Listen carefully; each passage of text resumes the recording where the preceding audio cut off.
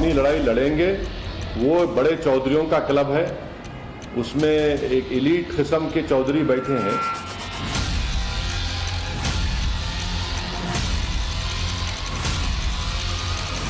तो बेचैन मत हो जाओ। तुम कांग्रेस पार्टी का सवाल करना चाह रहे हो, मैं बोलूंगा, ठहरो अभी सुनो। इनका एक प्रोग्राम सामने आ रहा है, तो फिर मेरा मानना यह है कि इस देश को एक तीसरे विकल्प की भी जरूरत है।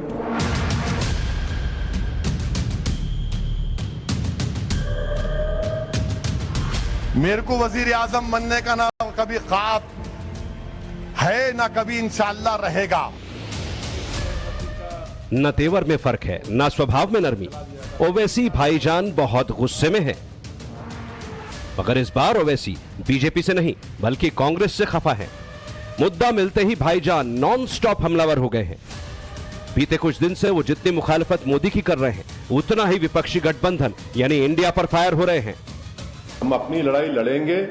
वो बड़े चौधरियों का क्लब है, उसमें एक एलीट किस्म के चौधरी बैठे हैं, तो हमारा उससे क्या ताल्लुक। वो तो हमको गाली देते हैं, वो तो हमको कुछ और समझते हैं।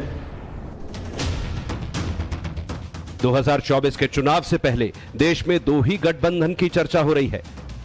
पहला एनडीए जिसमें बीजेपी समेत 38 दल हैं, और दूसरा है इंडिया जिसमें कुल 26 दल हैं। इसके बाद जो 9 पार्टियां किसी एक तरफ नहीं, उसी में एक है असदुद्दीन ओवैसी की AIMIM। ओवैसी इसलिए भी ज्यादा परेशान है क्योंकि उन्हें वोट कटने का डर है। ओवैसी को लगता है विपक्षी दलों के एक होने से सबसे ज्यादा घाटा उन्हीं का होगा, क्योंकि यह तय है बीजेपी का वोट बीजेपी के पाले में जाएगा, जबकि विपक्षी इंडिया की कोशिश मुस्लिम वोटों को खींचने की है। और अगर ऐसा हुआ तो ओवैसी का 2024 में बोरिया बिस्तर सिमट सकता है। इसीलिए तीसरे मोर्चे की नई तान छेड़ दी है। 50 साल के करीब कांग्रेस की सरकार रही, और करीब अब 18-19 साल, क्या 18 साल हो जाएंगे 20 बीजेपी के। इस देश को एक थर्ड सरकार की जरूरत है जो कांग्रेस और बीजेपी से हटकर रहे, तभी इस देश का कुछ सही मानों में हम लोग कुछ काम कर सकेंगे। देश में ऐसी 190 मुस्लिम बहुल लोकसभा सीटें हैं जो 2024 की सियासत बहुत हद तक क्लियर कर देंगी। ये सीटें ज्यादातर यूपी, बिहार, असम, पश्चिम बंगाल और झारखंड से आती हैं, और इनके लिए विपक्षी इंडिया ने अलग तरह की रणनीति बनाई है। यूपी के मुसलमानों पर अखिलेश यादव की नजर है। बिहार में लालू यादव की पार्टी आरजेडी मुस्लिमों पर डोरे डाल रही है। पश्चिम बंगाल में ममता बनर्जी मुस्लिम समुदाय से जुड़े कार्ड चलती हैं। झारखंड में जेएमएम और कांग्रेस के बीच मुस्लिम वोटरों के लिए होड़ है।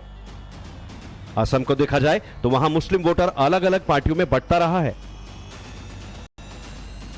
जिस तरह 2024 के चुनाव में मुसलमान हाईलाइट हो रहे हैं, उससे ओवैसी को यकीन हो चला था कि उनका स्कोर इस बार 2 सीटों से बढ़कर डबल डिजिट यानी 10 के पार पहुंच सकता था। मगर विपक्षी दलों ने गठबंधन बनाकर उन्हें पहला झटका दिया, और दूसरा सेटबैक उस वक्त हुआ जब AIMIM को इसमें जगह नहीं थी।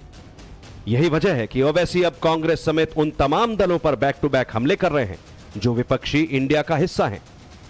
कांग्रेस की सरकार में जगन मोहन रेड्डी को जेल में डाला गया, ऐसे कई एग्जाम्पल्स आपको दे सकता हूं मैं।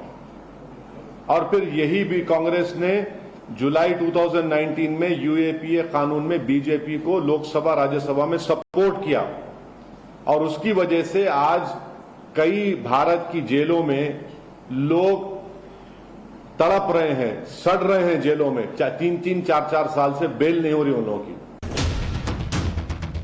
नजरें 24 के लोकसभा चुनाव पर है।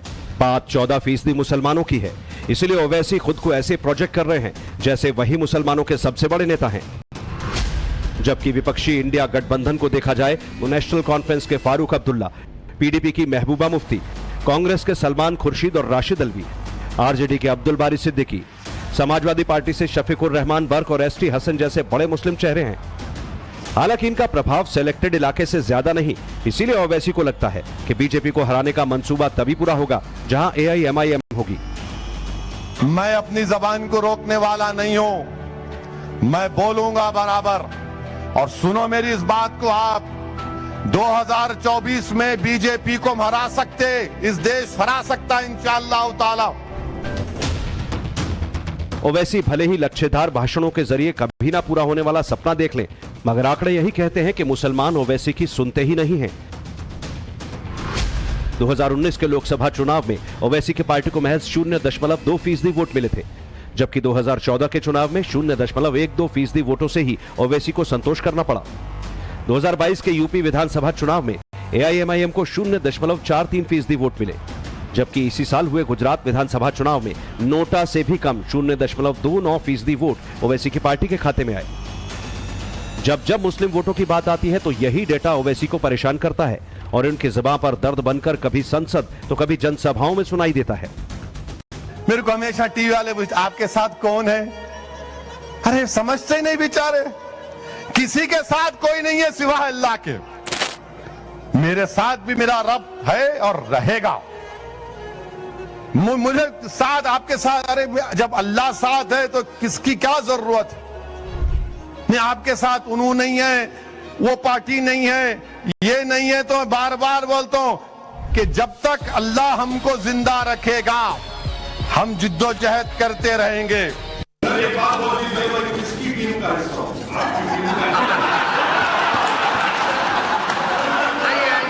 ऐसा है ओवैसी जी, मैं तो चाहता हूं आप अपनी स्वयं टीम बनाओ। अब वो परेशान है इसलिए कहता हूं, मैं चाहता हूं आप अपनी स्वयं, आपके मुद्दे सबसे अलग है।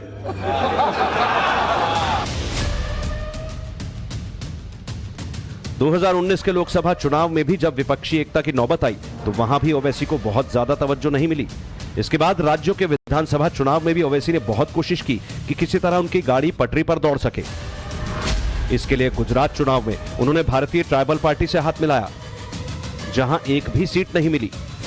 यूपी चुनाव के लिए सुबह सपा से मेल मुलाकात की, मगर यह गठबंधन अमल में नहीं आ पाया, वहां भी ओवैसी का खाता नहीं खुला।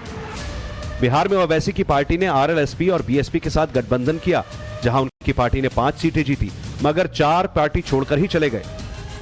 महाराष्ट्र में बहुजन अघाड़ी के साथ गठबंधन किया, फिर तोड़ दिया, और नतीजा यह हुआ कि ओवैसी की पार्टी से 2 विधायक बने। इस बार ओवैसी ने प्लान बनाया था कि गठबंधन की राजनीति से कुछ बड़ा हासिल किया जाए, मगर उससे पहले ही उनके मंसूबे धरे के धरे रह गए। ओवैसी की अपनी सोच होगी, ओवैसी गठबंधन करते हैं या ओवैसी किसी के साथ जाते हैं तो अच्छा है, और बाकी जो बड़े दल हैं या जो प्रदेश के क्षेत्रीय दल हैं वो गठबंधन करते हैं तो उनको खराब लग रहा है। तो ये मैं नहीं समझता हूँ, ये उनका फ्रस्ट्रेशन है। ये निश्चित तौर से अपने गठबंधन उन्होंने इतना किया, उस पर कभी उनको ये नहीं लगा कि मैं क्या कर रहा हूँ। मैं समझती हूँ इंडिया नाम ताकत तो है गठबंधन, क्योंकि इसमें सब रीजनल पार्टीज हैं और ऐसी रीजनल पार्टीज जो बहुत स्ट्रांग है अपने क्षेत्र में, और जब ये सब रीजनल पार्टीज एक साथ एक मंच में आई है तो इसका इम्पैक्ट तो पड़ेगा ही, और इंडिया नाम का भी बहुत इम्पैक्ट है, और स्पेशली युवाओं में। असदुद्दीन ओवैसी की राजनीति मजहबी तुष्टीकरण की है। वो जानबूझकर के ऐसे बयान देते हैं जिनसे मजहबी लकीरें और गहरी हों, सांप्रदायिक उन्माद कैसे भड़के, वो बार बार इस तरह के प्रयास करते हैं। अब इस मामले में उनका कंपटीशन इस समय इंडिया गठबंधन के साथ चल रहा है। वो गठबंधन लगातार मजहबी तुष्टीकरण करने का काम कर रहा है, तो ऐसे में असदुद्दीन ओवैसी उससे अपने आप को सुरक्षित महसूस कर रहे हैं, और इसीलिए असदुद्दीन ओवैसी अब आजकल I.N.D.I.A ये जो गठबंधन है इसके खिलाफ बयानबाजी कर रहे हैं। मुसलमानों से जुड़े मुद्दे पर बेबाकी से बोलने वाले ओवैसी इन दिनों बहुत मुश्किल में हैं, और इसकी वजह है उनकी मजलिसों में उमड़ने वाली भीड़ का वोट में कन्वर्ट नहीं होना। यही वजह है कि उनके टारगेट पर प्रधानमंत्री नरेंद्र मोदी तो हैं ही, अब विपक्ष भी आ गया है। मैं शुरू से कह रहा हूं कि भारत के 540 पार्लियामेंट सीट पर वहां पर मुकाबला होगा नरेंद्र मोदी से। अगर आप चेहरे लेकर आएंगे तो मोदी को फायदा हो जाएगा। मैं शुरू से कंसिस्टेंटली बोल रहा हूं ये बात को। आप चेहरे लाएंगे तो उनको फायदा होगा। ओवैसी के सामने 24 का चुनाव करो या मरो की तरह है। वो ये बात अच्छी तरह जानते हैं कि जितना नुकसान उन्हें प्रधानमंत्री नरेंद्र मोदी की मुसलमानों को लेकर चलाई जा रही पॉलिसी से होगा, उतना ही बड़ा डेंट विपक्षी इंडिया से पहुंच सकता है। इसीलिए ओवैसी ने अपना सब कुछ दांव पर लगा दिया है। Bureau report, times now Bharat.